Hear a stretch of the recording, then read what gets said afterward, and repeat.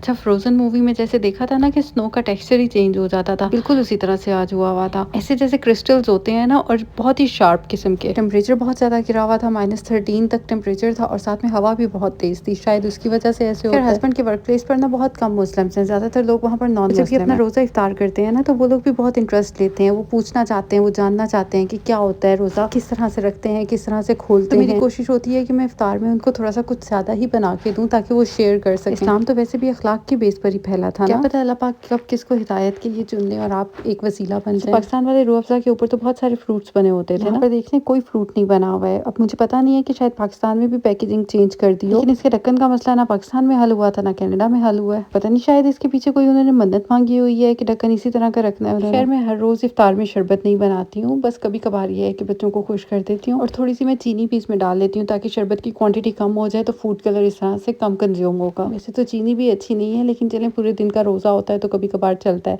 अच्छा, कुछ लोग चिया सीड्स और तुख मलंगा को एक ही समझते हैं, लेकिन ये दो डिफरेंट चीज़ें हैं। इनके फ़ायदे दोनों के मिलते जुलते हैं, लेकिन एक जैसे नहीं हैं। बिल्कुल तुख मलंगा और चिया सीड्स पसंद नहीं करते थे, लेकिन उन्होंने काफ़ी लंबे अरसे के बाद बोबा टी पीने के बाद जब इसको ट्राई किया, उन्होंने बहुत खुश होकर इसको एंजॉय किया कि इसका टेक्सचर तो बिल्कुल बोबा टी की तरह से है। मैंने कहा चलो अच्छी बात है, बोबा टी समझ कर ही पी लो इसको। इफ्तार में आज मैंने बनाए थे दाल चावल, साथ में स्प्रिंग रोल्स फ्राई किए थे और कुछ बनाए थे कटलेट्स को मैंने स्टफ़ किया था चिकन एंड वेजिटेबल्स के साथ। रेसिपी इंशाल्लाह मैं आपसे 1-2 दिन में इसकी शेयर करूंगी। शूट कर ली थी मैंने, लेकिन बस एडिट नहीं कर सकी।